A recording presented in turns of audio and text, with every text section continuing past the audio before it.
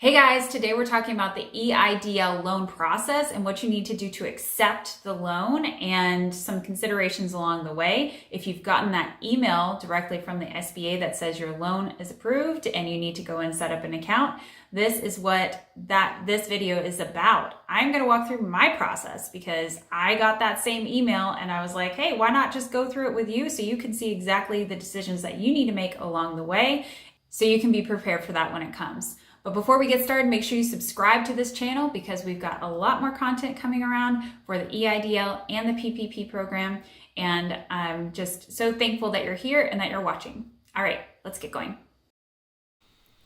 Okay, so the first thing that's going to happen is you are going to get an email directly from the SBA, and it's going to look something kind of like this. So it's going to say something about creating your SBA Economic Injury Disaster Loan Portal account, and it's going to have a big green button, and you're going to be able to click on that, and that's going to open you up to essentially a login page. So you will set up a username and a password, and that will get you into the SBA portal to get you started with your loan. So we've taken a little screenshot of exactly what the email looks like here and blurred out anything that was a little bit sensitive. But I did want you to see this first step because this is pretty important. This is what you're looking for.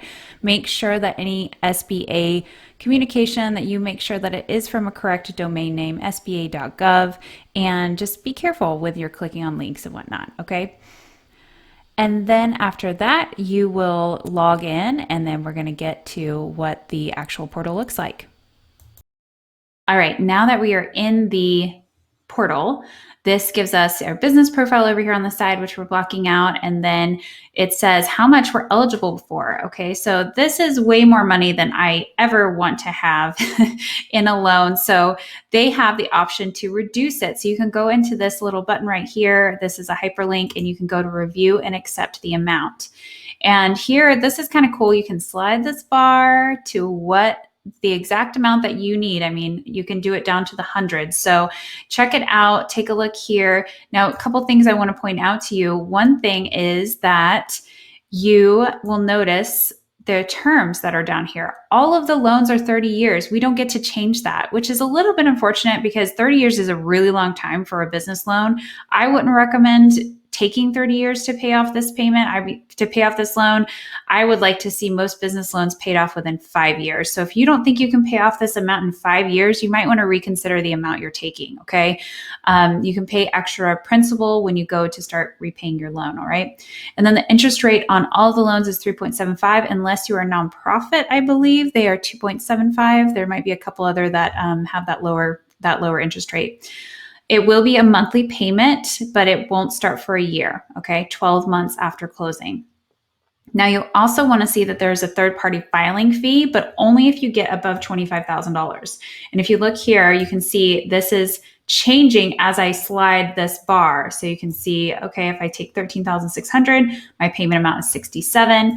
If I take $67,600, my payment would be $330 a month, okay? And this is a monthly payment amount down here. Now, what you'll see is that once you cross over, so here's 24,000. There's zero third-party filing fee, but once you cross over that $25,000 threshold, there's a $100 third-party filing fee, and that will be taken out of your loan proceeds directly, okay? One thing to note too is that loans over $25,000 do require collateral, and that is kind of a big deal. So if you don't have anything, or you can't put anything, or you just don't want to put anything up for collateral, you will probably want to keep your loan below $25,000. All right. Okay, so those are the things I wanted to point out there. Double check and make sure all your information is correct from your application over in your business profile. And once you have selected the right amount, you just click accept. Now, one thing I want to tell you is that there's a couple things you need to think about when you're thinking about how much money to get for the EIDL loan. A lot of people don't really know, so they might just take the max amount just in case. Now, sometimes that means you might be accepting a loan that's way, way, way more than you need. And this loan starts accruing interest right when you get it. So that first year where you're not making any payments, you're also accruing interest. Even though it's a very low interest loan, it still means that you're going to have a significant cost over that first year. All right. So that's something to consider. And you just don't want to take tons of extra money that you don't see yourself ever really needing. All right. So think about a couple things. You might want to look at, since remember this loan is all about, using the money for working capital, things and operations, things to keep your business in operations. So you might want to do a couple things. You might want to first look at your last 12 months P&L. And I like to pull it by month so I can look and see what my average operating costs are, which you go down and you look at your expenses or your operating expenses on your profit and loss statement and see what that number is. Is it consistently $50,000? Is it consistently $30,000? Is it $15,000 one month and then $25,000 the next month? Average that number out so that you can say, okay, like on average, I spend $45,000 a month just keeping my business going. And if that's the case, then you can say, okay, well, I know I'm bringing in $20,000 a month because business is down.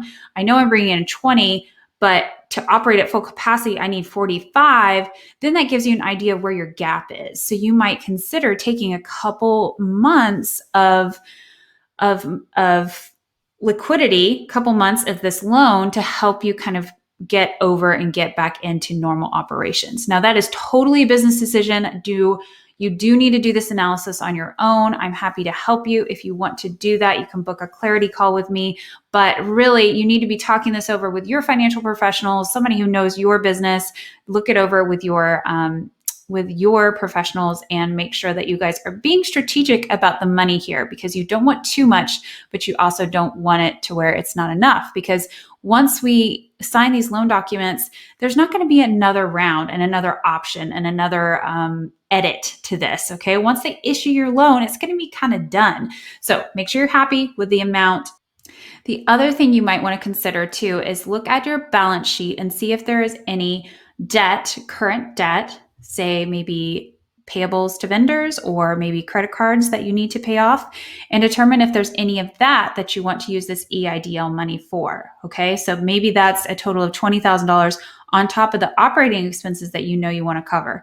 So keep that in mind as well, as that is a legitimate use of these funds.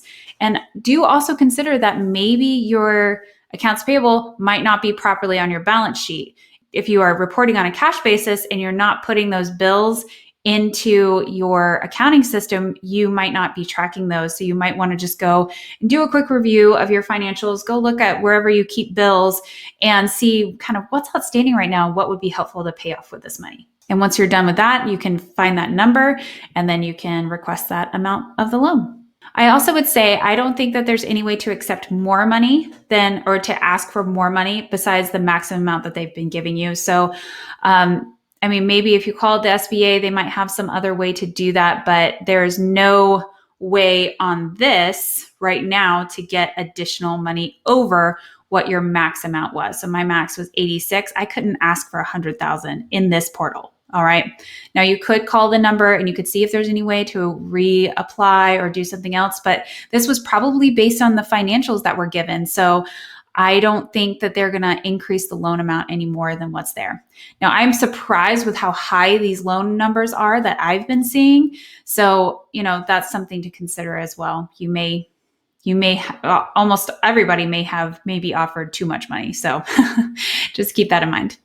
Okay. And then once you click accept, you need to confirm the amount, or then you can still change the amount. Once you click accept, it's not the end of the world. So I definitely don't want to do 25,000. So it's not the end of the world. You can go back and adjust it. All right.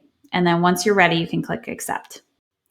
All right, once you go ahead and determine how much money you need and you accept that, you need to then go in and verify your identity. And this is really similar to a credit check or something where they ask you, who do you know? What street have you ever lived on? Or what school did you go to? This is basically where it's looking back in your credit history and verifying you. So they're going to ask you a couple questions there.